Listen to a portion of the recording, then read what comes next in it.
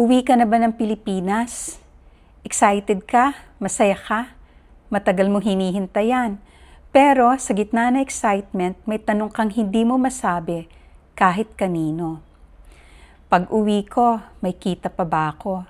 At kung tumama yan sa'yo, normal yan.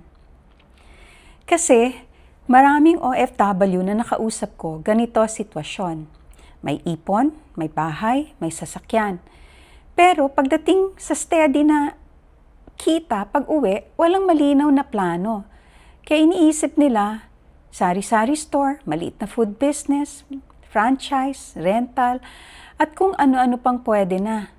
Pero hindi sinasabi sa inyo, lahat yan kailangan ng malaking puhunan, taong gagalaw, hands-on time, at stress na hindi mo makokontrol.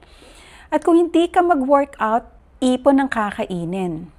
Kaya ang takot ng maraming OFW, baka maubos lang ang ipon ko.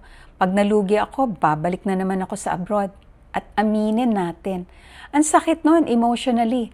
After years of sacrifice, pag uwi mo ba, mauubos ang pinaghirapan mo. Ayaw mo mangyari yan at hindi mo kasalanan kung bakit ka kinakabahan. Pero ako, gusto kong pag-isipan mo ng husto, paano kung may paraan para makapagsimula ka kahit nasa abroad ka pa? Paano kung pwede kang magkaroon ng income system kahit wala ka pang physical na negosyo?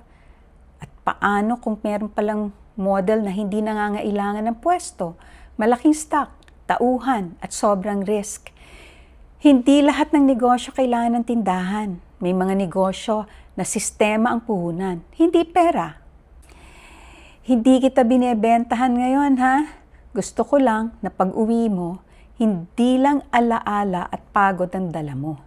Gusto ko may direksyon, may simula, at may kita na dahan-dahang pwedeng lumago. Kahit nasa transition ka.